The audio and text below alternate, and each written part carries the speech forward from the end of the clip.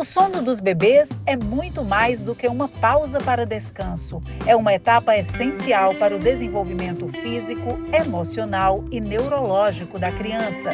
Durante o sono profundo, o corpo libera hormônios do crescimento, consolida memórias e fortalece o sistema imunológico.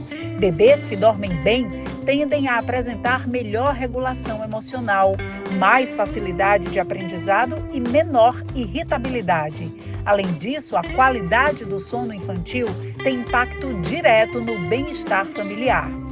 Pais que lidam com noites mal dormidas enfrentam mais cansaço, estresse e dificuldades na rotina diária. Quando o bebê dorme bem, toda a dinâmica familiar se torna mais harmoniosa e os cuidadores podem recarregar as energias, oferecendo uma presença mais atenta e amorosa. No Entre Assuntos de hoje, vamos falar sobre a qualidade do sono na primeira infância.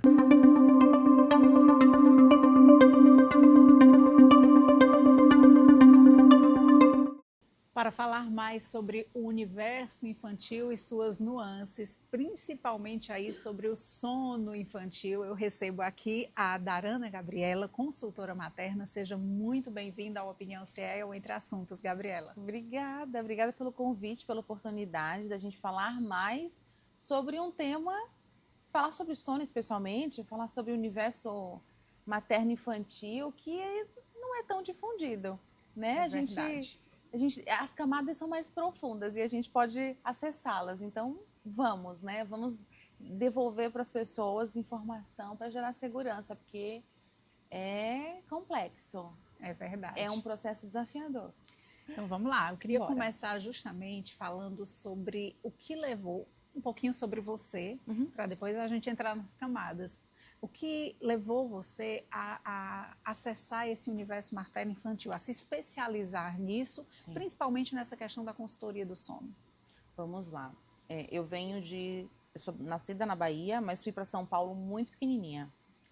E lá em São Paulo esse é um universo gigante, né? Mas enfim, comecei a ter meu primeiro filho, eu tenho 4 filhos. Meu primeiro filho eu tive com 23 para 24 anos. Nada do que a gente vai falar aqui eu via de forma fácil nos meios de comunicação. E a gente também nem tinha essa velocidade do meio de comunicação. Isso em 2010, né? Não era desse jeito como é hoje. E no começo foi assustador para mim. Porque eu tinha os padrões que eu trazia de dentro da minha casa, da minha educação, do que eu recebi da minha mãe, do que eu vi da minha avó e tudo mais. Mas eu queria também construir o meu padrão. E eu me senti no escuro mesmo, com medo. Eu tinha medo de dar banho, eu tinha medo de... Eu estava tomando um cafezinho, mas o meu primeiro filho estava dormindo, o João Pedro estava dormindo. E eu falava, meu Deus, será que está acontecendo alguma coisa? Será que está respirando? Eu corria para ver o que estava acontecendo. Eu tinha muita insegurança, desde o micro, de algo que parecia bem bobo, até coisas mais importantes, assim. E aí, eu fiz o enxoval dele fora e eu via umas lojas grandes que mostravam um universo infantil diferente, que não era só produto, tinha falas de consultoras de amamentação, tinha gente falando sobre sono. Eu falava, gente, por que a gente não tem isso no Brasil, né? Como é que seria isso no Brasil? E aí, a partir do meu primeiro filho, eu comecei a me interessar eu sempre fui empreendedora, sempre gostei de empreender. E aí eu comecei a pensar, e se eu trouxesse esses produtos para o Brasil? Entrei no universo materno vendendo produto. Olha aí. E sentindo a necessidade das mães no dia a dia. No entanto, que eu comecei a loja com vários produtos, era um e-commerce, era só online. Tinha vários produtos e com o atendimento que eu fazia, o tete-a-tete que eu construí com as mães que compravam com a gente, ainda que fosse uma loja online, a ponto da mãe ligar e falar assim, olha, eu quero essa cadeira alta de alimentação. E eu fazer perguntas mais cirúrgicas do tipo, tua cozinha é grande? Onde vai ficar essa cadeira? Essa cadeira vai ficar na cozinha ou na tua sala de jantar? E se você... é pequena. Deixa eu te mostrar esse outro modelo que você consegue adaptar direto na tua cadeira, da tua mesa, do teu conjunto de jantar, pode ser, deixa eu ver foto. E a partir daí eu comecei a entender as necessidades das mães, comecei a ver que as dores que elas tinham eram as mesmas que eu tinha, aí começou a surgir, porque é um negócio magnético. É verdade. Começou a surgir aí eu tive acesso, na época ainda comecinho do Instagram, curso de Baby Planner, que era um curso de consultora materna, mas era mais focado em enxoval. Eu falei, esse é o caminho. Já estou começando a entender como é que eu posso ajudar mais pessoas, porque eu parti da minha dor. E aí, da minha dor, eu não achei para todas as minhas dores as respostas que eu queria. Eu tive que construir isso sozinha. É mais difícil, foi mais desafiador. Foi a base de mais insegurança. Aí comecei a estudar sobre enxoval de bebê. A partir do enxoval do bebê, surgiu um outro curso sobre sono do bebê. E o sono, dentro da minha realidade materna, isso eu já estava no segundo filho. Eu estou tentando agilizar aqui a história porque ela é muito longa. O sono nunca foi um problema cruel para mim. A amamentação foi mais difícil amamentar, né? Dos meus quatro filhos, um foi o que mamou 8 meses, foi o máximo. Já me senti assim uma maravilhosa, né? Mas o sono não foi tanto, mas eu senti a partir do que eu conversava com as pessoas sobre produtos. Olha como que é o negócio, né? Como é uma cadeia que vai se conectando. Que o sono era uma dificuldade.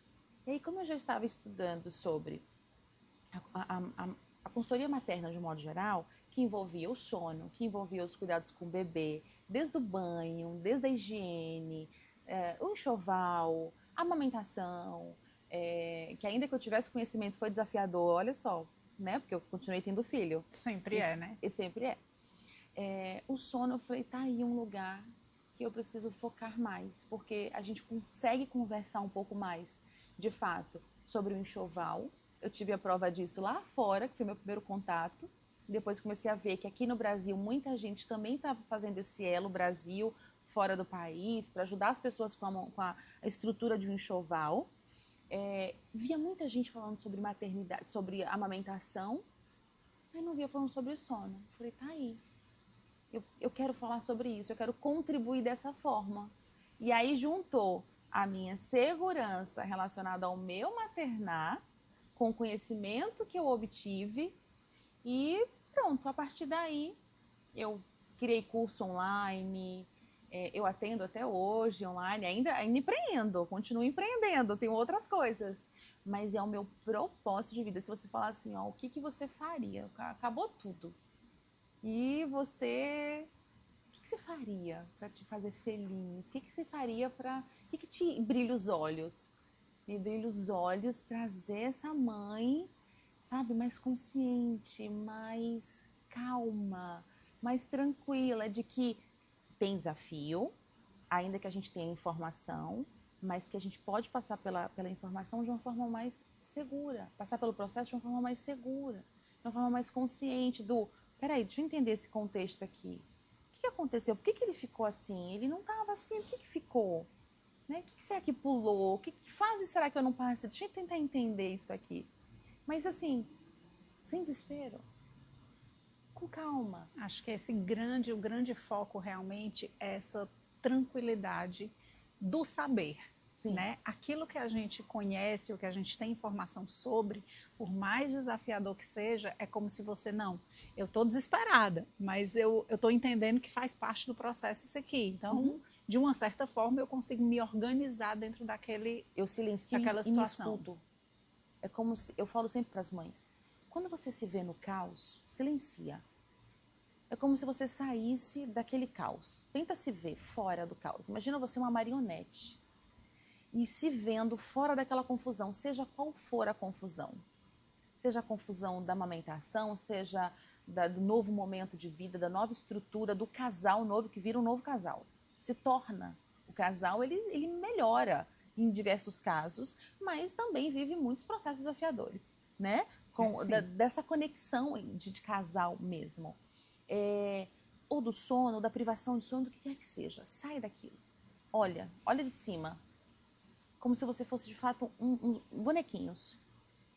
O que aconteceu? Como é que eu consigo resolver isso aqui, né? Não vamos colocar a emoção do medo, da insegurança, falando isso por conta própria, porque meu primeiro filho, minha mãe ficou comigo 10 dias. Depois do 10º dia, ela precisou fazer uma viagem, que já estava programada. Eu não quis transparecer a minha insegurança. Mas dentro de mim estava assim, ó, como é que eu vou dar banho nesse menino? Porque o pai dele trabalhava o dia inteiro, não podia ficar em casa. E eu não tinha rede de apoio paga naquele momento. Eu faço o que agora? Segura, segura e vai. Foi a melhor coisa que aconteceu. Ela saiu e eu tive que... Eu juro por Deus, eu olhei pro meu filho e falei, filho, agora sou eu e você. Vamos lá. Vamos lá, a gente vai ter que conseguir tocar isso aqui. Se acontecer alguma coisa demais aqui, ó, se escorregar, você perdoa a mamãe. Eu tô aprendendo junto com você. E a partir disso, eu tô sempre em comunicação com os meus filhos, desde pequenininho. Quando eu tô chateada, eu comunico. Eu falo para eles, não tem nada a ver com vocês. Eu tô ansiosa, é uma questão de adulto. Eu estou vivendo tal coisa. A mamãe tá preocupada com tal coisa. Olha, se isso aqui não der certo, me perdoa, eu tô aprendendo junto com você. Porque é trocar a roda do carro com ele andando. Maternidade é isso. É verdade. É isso, o carro tá andando e você tá ali, ó. Quando a gente vem agora para o nosso foco, que é o sono, o que é que eu devo observar em primeiro plano? Estou grávida, estou tentando engravidar, porque a gente conversava até um pouco antes que há uma super atenção para alguns pontos da maternidade e uma desatenção para outros pontos que são o sustentáculo de tudo isso, né? Enfim, a roupinha X com lacinho tal, ela deixa de ter importância a partir do momento que você passa 2, 3 noites acordadas e não consegue mais se concentrar nem na formatação daquela roupa, nem se está de roupa ou sem, nem se trocou a fralda. Então, assim, isso se torna bem pequenininho, mas a gente não tem esse olhar durante a preparação, né? Então, queria que você trouxesse agora, Gabriela, como é que eu devo me preparar no aspecto sono quando eu vou ser mãe? Por volta de 32, 34 semanas, eu aconselho você procurar um especialista de sono infantil, para você já ouvir sobre o que pode acontecer, sobre o teu bebê. Vamos falar que esse bebê dentro da barriga, ele não tem menor noção do que é dia, do que é noite, do que é alimentar, a partir da deglutição, Antes eram micropartículas que iam através do cordão umbilical, não importava se era dia ou se era noite, o ambiente é quentinho, é confortável, é agradável. Eu estou perto do coração da minha mãe aqui, ó, eu estou ouvindo tudo, eu estou ouvindo a voz, então eu estou num ambiente seguro. O que eu tenho que priorizar quando o meu bebê sai da minha barriga? Um ambiente seguro.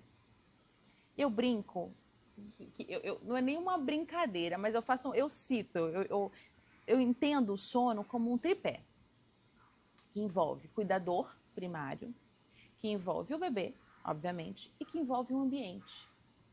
Esse tripé, para ficar firme, ele precisa estar em equilíbrio. Nesse pós-parto, a gente está falando de um puerpério, onde a mulher vinha com uma infinidade de hormônios dentro dela, bebê nasce, ela passa por um processo de deserto hormonal. Ela não sabe se ela está triste, ela não sabe se ela está feliz. Horas ela está muito feliz, horas ela está triste sem saber por que está triste. Isso tudo mexe muito com o sistema nervoso dela. Ainda tem a privação de sono, porque o bebê não sabe diferenciar o que é dia e o que é noite. E vale lembrar que esse processo dos primeiros 3 meses do bebê pós-nascimento, que a gente chama de esterogestação, é um período em que o bebê tem certeza que ainda está dentro da mãezinha dele. Ou seja, ele quer acolhimento, ele quer segurança. Bebê calmo, tranquilo e seguro de que o que está acontecendo no entorno está tudo bem, é um bebê que faz o quê? Relaxa. Mas, Gabriela, ele é muito pequeno. Como é que vai ter noção disso? A gente tem a péssima capacidade de subestimar a capacidade desses pequenininhos. A gente não deveria fazer isso. Por quê? Porque eles são muito inteligentes. E eles não percebem só o que enxergam, até porque nascem nem enxergando absolutamente tudo, né? Não tem clareza ainda, não tem nitidez de cor, mas tem de emoção, tem de energia, tem de sensação. Eu ansiosa faço o quê? Espelho ansiedade. Eu chateada espelho isso. Então eu insegura espelho insegurança. E aí, o meu bebezinho faz o quê? Aciona um botãozinho de alerta ali dentro dele que diz assim, não relaxa não, que você está em perigo. Você está em perigo e pode te acontecer alguma coisa. Fica atento. Entende? Então, o primeiro passo é aprender sobre o que está por vir para entender que o bebê, de fato, vai, muitas vezes, trocar o dia pela noite. Como é que eu arrumo isso? Como que eu resolvo isso? Ele vai mamar alguns de 3 em 3 horas, mas outros, o estômago é muito pequenininho. O intervalo vai ser muito menor. Ele vai te acionar muitas vezes. O colo da mãe vai ser o colo preferido. Então, essa mãe fica mais exausta, porque a gente está falando de cheiro, de batimento cardíaco, a gente está falando de emoção, isso tudo está se espelhando dentro daquele universo novo. Então, quando eu entendo que eu vou passar por isso, eu também me assento, eu também me relaxo, porque vai passar. Ele não vai ficar em mim, grudado em mim por 5 anos. Não, calma, respira. É só por um tempo. Nós hoje, na nossa correria do dia a dia, no nosso acelerar de vida profissional mesmo, como pessoa, como mulher, e os papéis que a gente já tinha antes, a gente quer manter tudo depois que o bebê chega. Não dá. Ou até dá, mas depois, um pouquinho depois, precisa ter calma. Entende? A questão é que a gente quer parir, quer viver o puerpério, quer estar bem emocionalmente, quer conseguir amamentar, quer conseguir criar rotina de sono para um bebê de 1 mês, que não tem nem maturidade neurológica para absorver rotina. Tudo ao mesmo tempo. Vai dar pane. E quem vai sentir a pane? O bebê. E aí vai virar uma bola de neve. E você vai se ver perdida dentro desse movimento inteiro. E colocar o teu bebê para dormir vai te gerar ansiedade. E na hora que você tira o bebê do teu colo, que vai colocar num ambiente seguro de sono, pode ser um berço, pode ser um berço do lado da sua cama, pode ser o berço do bebê, pode ser uma rede, pode ser, não importa. Não vai. Na hora que você deixa, a tua insegurança te puxa de novo para esse bebê ficar no teu colo. Porque é um ambiente seguro para ele, é o colo. Você percebe? Então, dentro dessa tríade, se não houver o mínimo de equilíbrio entre cuidador primário, entre um ambiente tranquilo e o bebezinho, uma dessas pernas se levanta e aí o tripé não fica em pé. E aí, Gabriela, surgem aí as inúmeras possibilidades, algumas corretas, outras incorretas, algumas que edificam, outras que destroem. Várias. E vem aquela confusão toda de que, quando eu me vejo naquela situação de desespero, entre aspas, eu vou querer resolver. E aí eu começo a procurar, a minha mãe disse que eu tenho que deixar no berço. Ah, mas a minha amiga disse que eu tenho que deixar no colo. Ah, mas eu li aqui que se você deixar o bebê chorando, tá tudo bem, ele vai parar de chorar. E aí você não consegue encontrar qual é esse caminho. Eu queria que você falasse um pouco sobre esses mitos, principalmente sobre essas questões de deixar, chorar, de não deixar, que é o que mais, são as coisas que vêm mais de forma imediata, né, nesse momento. Preste atenção num detalhe. No meu primeiro filho, eu fiz exatamente essa pergunta para o pediatra dele. Por quê? A minha mãe já tinha entendido que eu seria uma mãe bem leoa, que eu ia dar colo, que eu ia grudar. E minha mãe sempre falou, menina, presta atenção, depois você não vai conseguir tirar mais. Ele vai se acostumar assim, você não vai conseguir resolver mais. Estamos falando da Darana Gabriela, que nunca tinha estudado sobre sono, sobre universo materno, e estava vivendo sua primeira experiência materna. esse pediatra virou para mim e falou assim: imagina você chegando num lugar novo, onde você não enxerga perfeitamente, onde você não sabe se comunicar de acordo com aquela língua local. E ninguém te amparasse. Você ia se sentir como? Aí eu, insegura? Você vai fazer isso com o seu bebê? Porque ele não está enxergando com clareza. A forma de comunicação dele é o choro.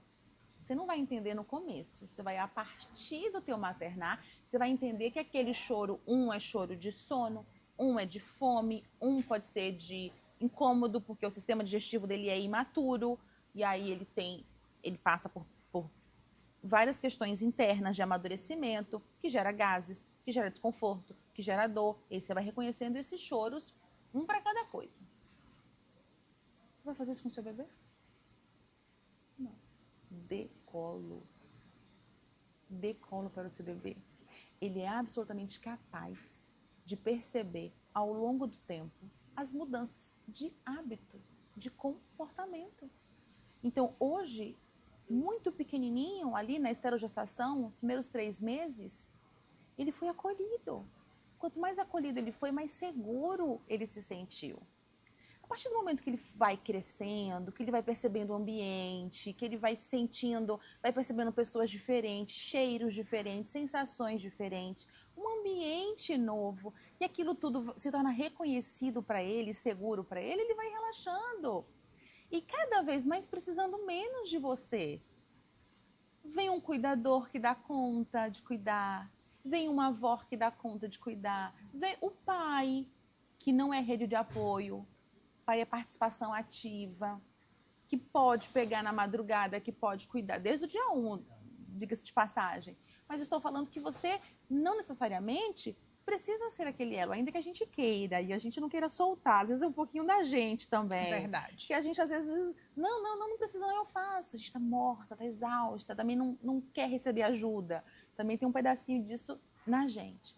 Mas veja, para que essa crença de que eu não posso dar colo?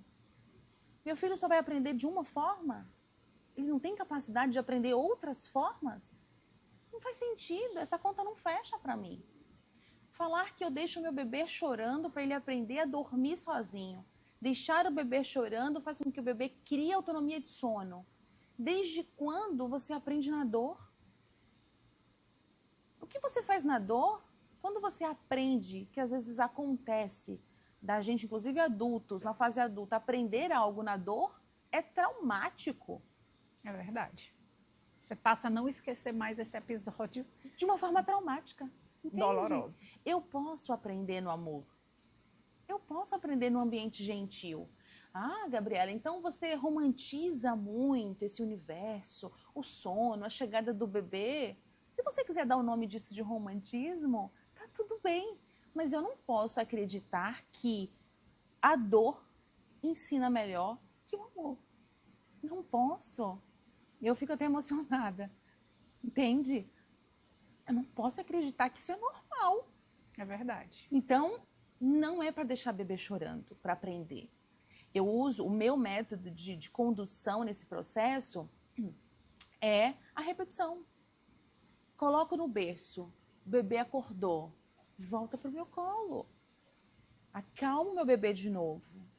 Tá mais difícil colocar ele no berço em processo de sonolência, que seria o ideal, para que ele entenda e perceba que aquele ambiente que ele está chegando ali é um berço, não é mais o colo. Mas não está fluindo bem assim agora, Gabriela? Tá tudo bem. Deixa ele relaxar profundamente e coloca no berço. Entende? Vai ter tempo de você ensinar fase a fase do seu bebê a ele a dormir sozinho e criar autonomia de sono. Até o dia que você vai simplesmente dar um beijinho na testa, ler uma historinha e desejar boa noite para o seu filho, fechar a porta e sair. Vai chegar esse momento. Mas isso é construção. E eu não construo isso em ambiente disfuncional. Eu não construo isso em ambiente de poder imposto. Pressão. De pressão. Eu não construo isso dessa maneira. Eu construo dizendo, estou aqui do seu lado. Se você precisar de mim, você pode me chamar. Eu estou aqui, eu estou com você. Você está aprendendo, eu estou aprendendo. Vale dizer, inclusive, que esse jeitinho, né, esse caminho, ele é trilhado de formas diferentes para cada bebê. Né? Não vai ter a receita do bolo. Vai ter bebê que você consegue pôr ali no berço, colocar a mãozinha e foi suficiente. Foi suficiente. Vai ter bebê que você vai fazer isso 10, 20 vezes e não vai funcionar. Então, precisa dessa clareza de que são indivíduos com suas próprias sensações, temperamentos, sentimentos, enfim, em construção. Né? Quando a gente tem essa clareza, essa dor do momento também materno ou do cuidador que está ali na linha de frente, digamos assim, ela é mais aceitável. Porque quando você tem a informação, me parece que, olha, está dando tudo errado, mas eu já sabia que podia dar tudo errado. E vai dar certo em algum momento. E eu estou construindo o certo. Entende?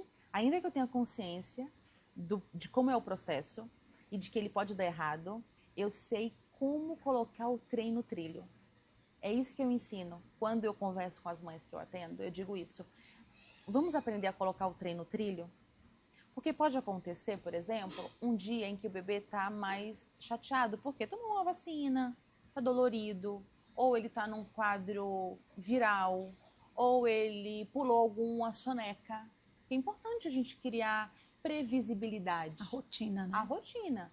No começo, é muito difícil criar previsibilidade com um bebê que ainda não tem nem consciência de onde ele está. Tá certo?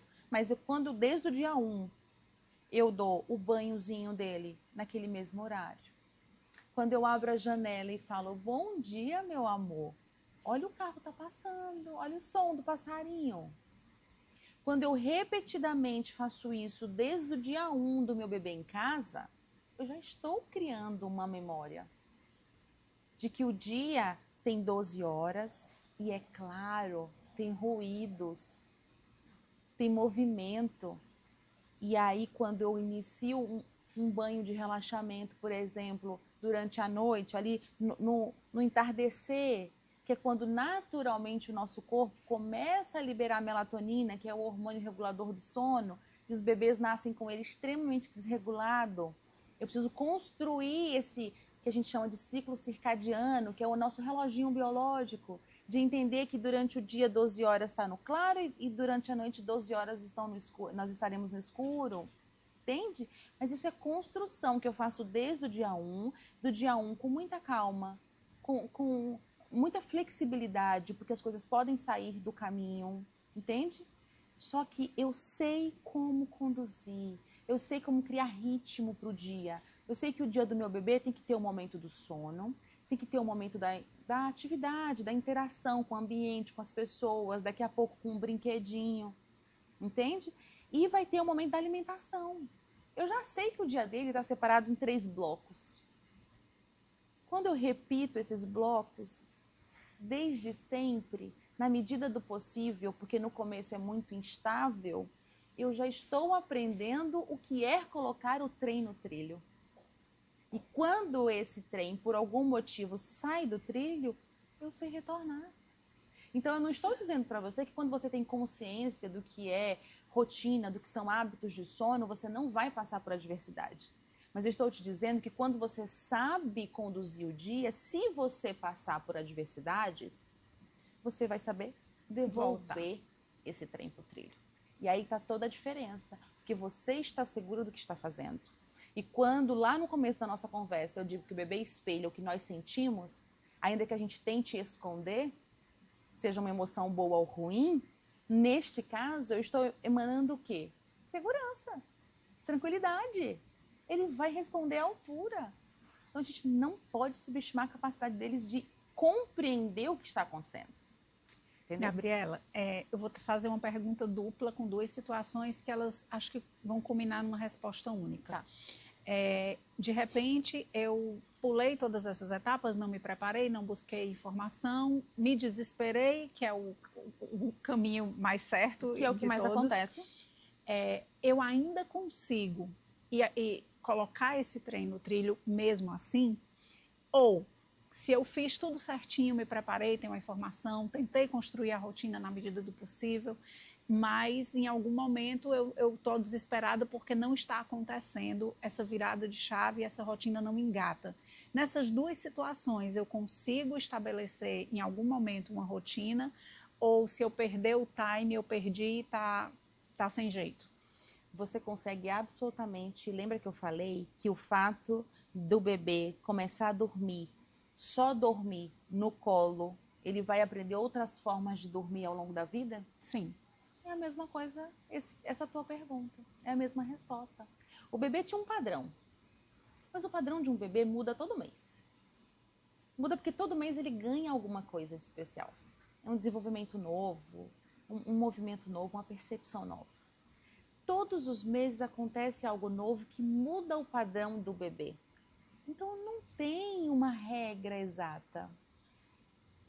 Eu devo começar assim que eu perceber que está bagunçado o negócio e eu estou sofrendo com essa privação de sono e o meu bebê está sofrendo com essa privação de sono, porque eu estou impaciente, eu não consigo ter tempo para mais nada, né? E isso está refletindo no meu casamento, na energia da minha casa, no meu ambiente, no meu bebê, na minha amamentação. Porque para amamentar eu preciso saber que eu devo estar bem ou buscar estar bem, me alimentar bem, beber muita água, emocionalmente estar bem. É um equilíbrio de pratos muito desafiador, mas que dá certo eu começar. Eu tenho só que começar se eu perceber que está disfuncional o negócio e está impactando em outras áreas do meu tripé. Entendeu? Então, dá para começar sempre. Consultoria, mais previsibilidade, mais o beabá. Eu sei que o meu bebê vai absorver isso a partir de um 5º mês de vida. Já está com mais noção, já está com mais entendimento do que está acontecendo aqui nesse ambiente. Entende? Sim. Já consegue perceber melhor o que é o dia, o que é a noite. Mas no momento em que eu percebo que eu estou sofrendo com a privação de sono, eu não posso me acostumar que é na dor que eu vou aprender. Eu não preciso, a gente não precisa disso. E a gente tem que quebrar essa crença de que só quando é difícil é que eu valorizo. Certo. Agora vamos a uma pergunta que é campeã no universo materno-infantil quando se relaciona a sono. Cama compartilhada. É aquela coisa, ela é benéfica, ela é maléfica, ela pode ser feita, ela não pode ser feita. Qual a sua posição sobre isso? Como consultora de sono, e até replicando o que a Sociedade Brasileira de Pediatria indica, a Americana de Pediatria indica, é não. É não. A gente não pode fomentar a cama compartilhada. Por que não a cama compartilhada? Porque, primeiro, você não está sozinha. Você está com seu parceiro, sua parceira junto. Quem pare, muda uma chavezinha que o sono fica mais leve.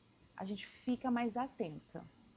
Mas ainda assim, a gente pode sofrer com a privação de sono, que vai gerar um cansaço maior. E eu não sei se num dia exato de cansaço maior, eu não perceber algo, isso pode ser fatal.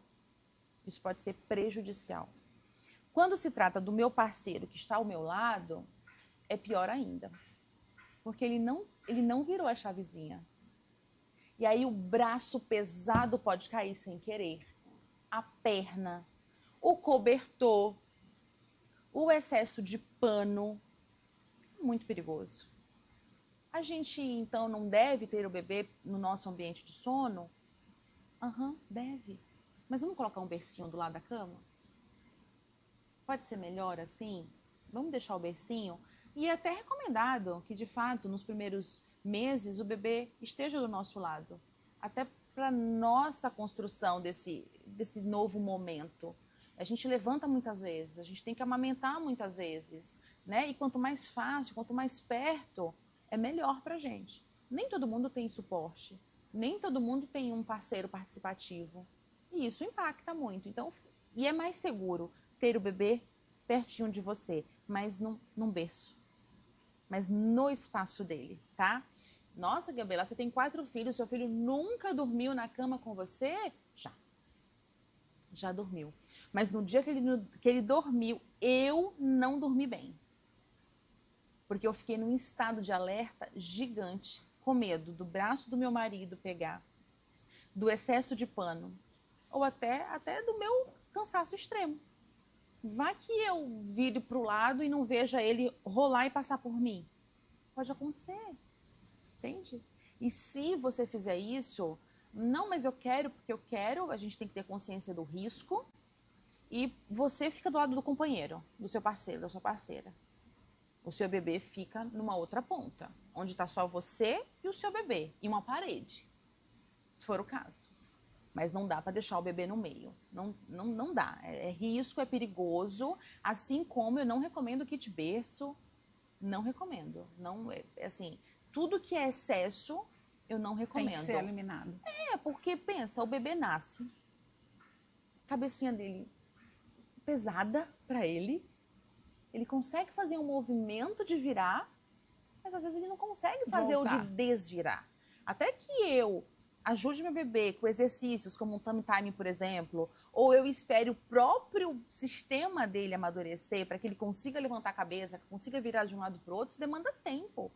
Tudo que é excesso vai Ser um obstáculo. e pode criar riscos que pode ser irreversível. A gente tem que tomar cuidado com isso. Maravilha, bem explicado e bem fundamentada essa resposta. Agora eu queria trazer um outro tema polêmico, que é chupeta. Chupeta e sono, qual a sua posição sobre isso? Chupeta e sono, vamos lá. A chupeta, na verdade, é a sucção, tá? O sugar é um movimento que o bebê já tem desde a barriga. Ele chupa o dedo dentro da barriga. Ele chupa a linguinha. Tem várias outras que você vê, o bebê tá... Por quê? Porque o sugar acalma. O mamar é sucção. O mamar acalma.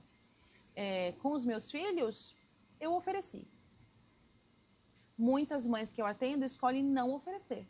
Por outros motivos. Pela questão do dentinho, da formação, né, da arcada dentária. É muito pessoal. É muito pessoal.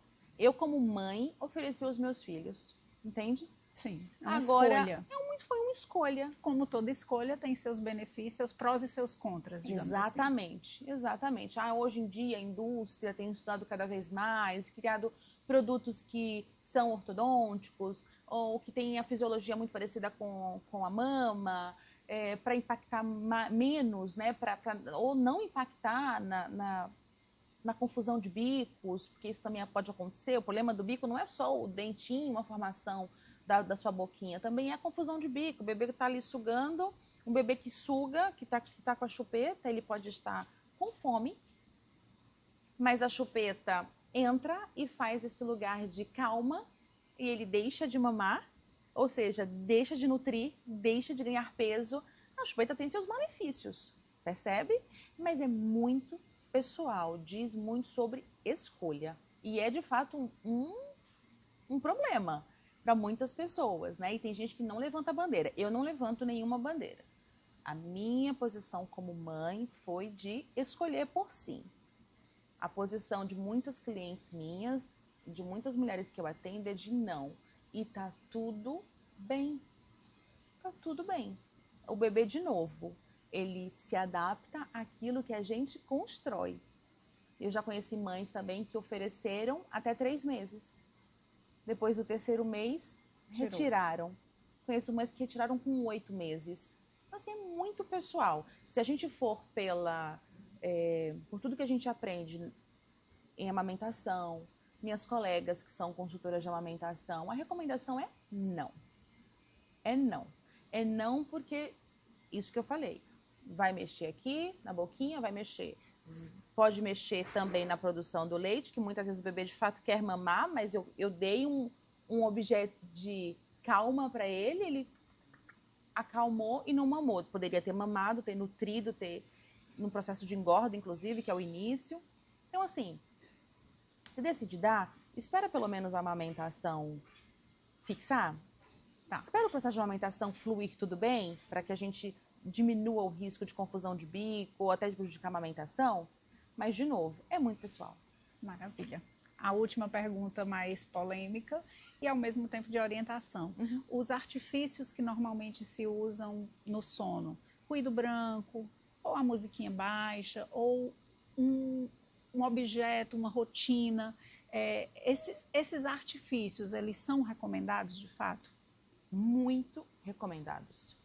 Muito recomendados. Principalmente nas sonecas. Porque os bebês, até aproximadamente 6, 7 meses, eles ficam muito mais tempo em sono leve. O ciclo de sono do bebê é diferente do nosso. O nosso é mais longo. Do bebê gira em torno ali de 45 minutos, 50 minutos. Em alguns casos, 1 hora. A gente está falando que, vamos pensar em 1 hora, esse bebê ele fica muito mais tempo em sono leve, um pouquinho só em sono profundo, volta para o sono leve de novo para acordar ou para emendar um novo ciclo e começar o ritmo de novo. O ruído branco ele faz uma parede de proteção para o sono do dia, por exemplo, que tem uma campainha que toca, que tem um cachorro que late, que tem a buzina do carro lá embaixo no prédio. Pode ajudar a quê? Ajudar o seu bebê a se manter em estado de sono. Conseguir unir esses ciclos. Emendar um ciclo no outro, entende? E até à noite. Nossos bebês, eles são tão inteligentes, que assim como quando a gente inicia a introdução alimentar, que a gente coloca na cadeirinha, que a gente pega o jogo americano, o pratinho, o copinho, o talher, e eles já começam a entender que um novo momento está chegando e está associado à alimentação, com o sono é igualzinho. Quando eu venho com um banho quentinho no final do dia, com as luzes da casa mais baixa, com o ruído branco já tocando, com o tecido do pijama que diferencia o resto das roupas ao longo do dia, eu estou criando sinais e memória de que está chegando o momento de dormir. Entende? E isso para o sono noturno. E durante as sonecas, a mesma coisa. A gente sabe que os bebês têm uma janelinha de sono e que eles, dependendo da idade, tem um tempinho que eles conseguem ficar acordados bem. Não acordados irritados, estressados, agoniados. Então, nessa janelinha do estar acordado bem, a gente vai conhecendo o nosso bebê cada dia mais e melhor, a gente percebe que, meio-dia ele vai querer fazer a soneca. Quando for 11h45, eu vou fazer o quê? Eu vou diminuir o ritmo da brincadeira, os barulhos da casa, vai ter uma luz natural entrando pela casa, porque eu quero mostrar para ele que o sono do dia tem uma claridade natural. Mas eu estou repetindo todas as vezes, eu vou ligar o ruído branco.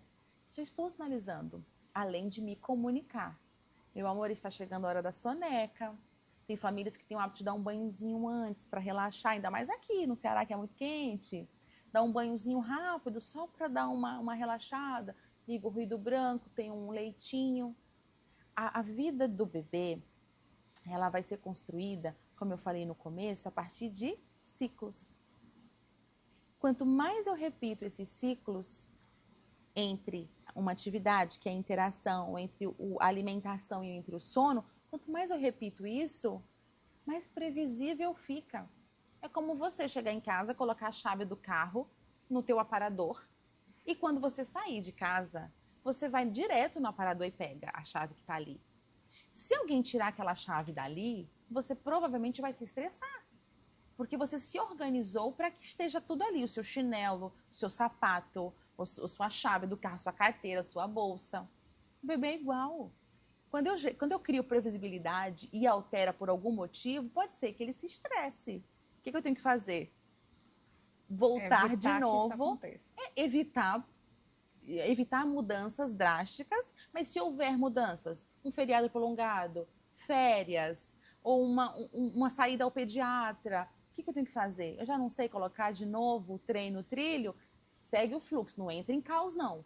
Ai, meu Deus, e agora não dormiu, não fez a soneca, vai ficar estressado, muito cortisol. Não.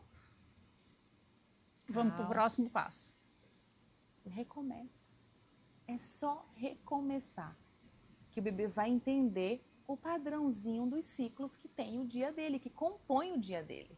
Você está seguro, o bebê está seguro. Eu Acho que a gente poderia conversar aqui um dia inteiro, mas eu ainda vou fazer uma última pergunta para a gente encerrar, que é essa visão de futuro. Essa construção que você tão bem descreveu ao longo desde o dia 1 e vai evoluindo aí de acordo com o próprio desenvolvimento fisiológico, qual o impacto disso numa criança mais velha? Né? Como é que eu olho para a minha criança no futuro, dependendo de como eu trabalhei esse primeiro momento, essa primeira etapa, né? Existe essa conexão, existem influências que vão ser percebidas mais na frente? Essa pergunta é tão maravilhosa. Que bom que você me fez, porque a gente também não fala sobre isso.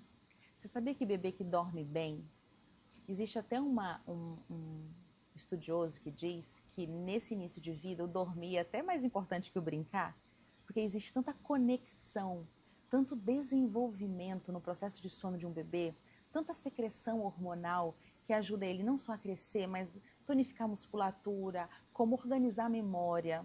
É tão importante o processo do dormir que quando a gente tem isso enraizado na gente e tranquilos e seguros de que é melhor construir um hábito bacana para o nosso filho desde o dia 1, isso soma lá na primeira infância, isso soma na alfabetização. Essa criança ela absorve melhor as informações que ela recebe. Essa é uma criança mais tranquila, essa é uma criança que sofre menos com aumento de peso.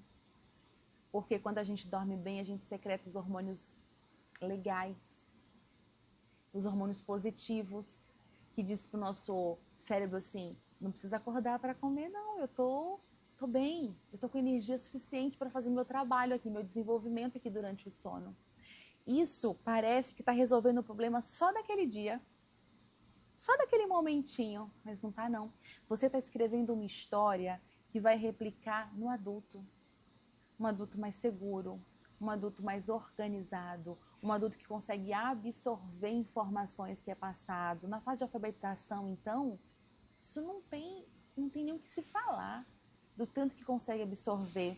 E quando a gente entra no que hoje é uma dor da nossa sociedade, que são as emoções, está todo mundo muito machucado por diversos motivos, a gente vai ter também uma criança mais estável, emocionalmente mais estável. Uma criança que consegue compreender um comando, ela consegue perceber o que é o respeito ao próximo, porque ela foi respeitada. O sono dela foi respeitado. Olha como o micro reflete no macro.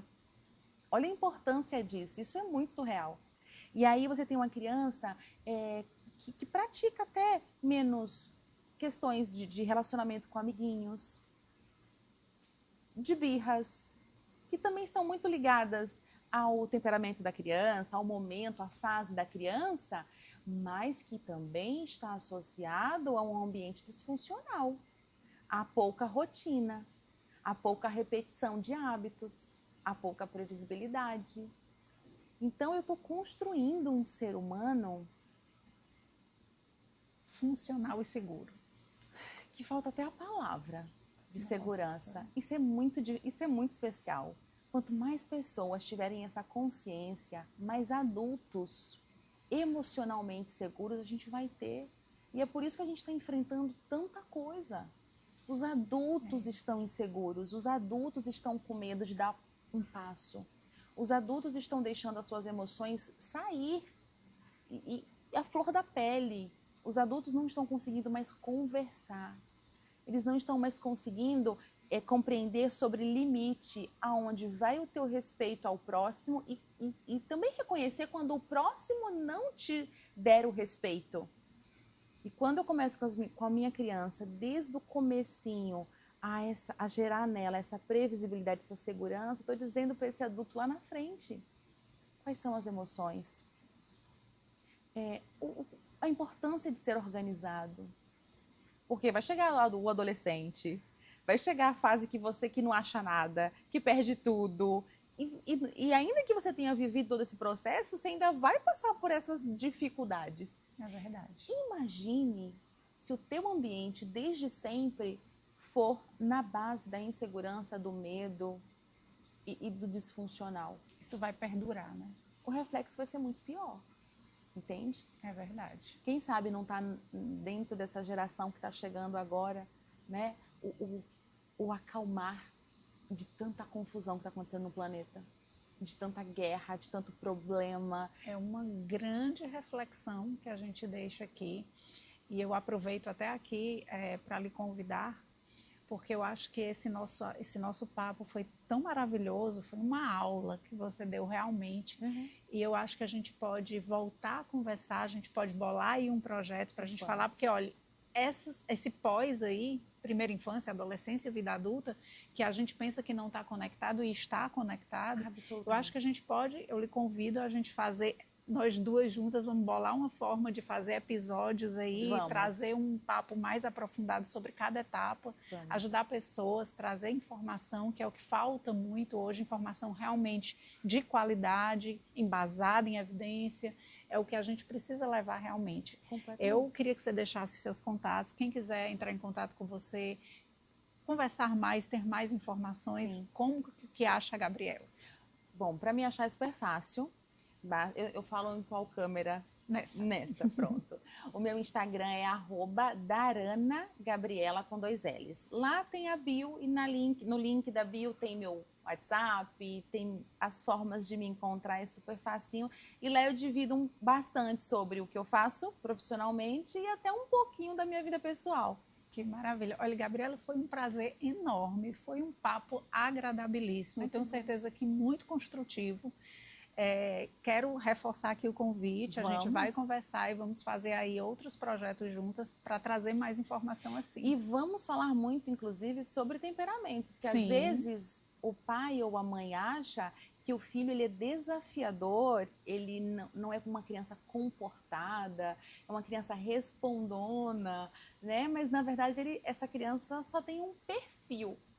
E aí dá certo a gente moldar esse perfil como adultos reguladores dessa criança, porque a criança não se regula sozinha, precisa da gente para se corregular. É verdade. E aí quando eu tenho consciência de como agir com meu filho, a palmada não faz mais sentido, o grito não faz mais sentido, o caos não faz mais sentido, entende? Que a gente tem que estudar para ser pai e ser mãe também. Com certeza, eu acho que é o que está faltando. Gabriela, muito obrigada, foi assim uma alegria enorme e já fica aqui o compromisso de novos momentos para a gente trazer essas informações. Já está combinado, já está fechada. Muito obrigada. Imagina. A gente fica por aqui e até a próxima.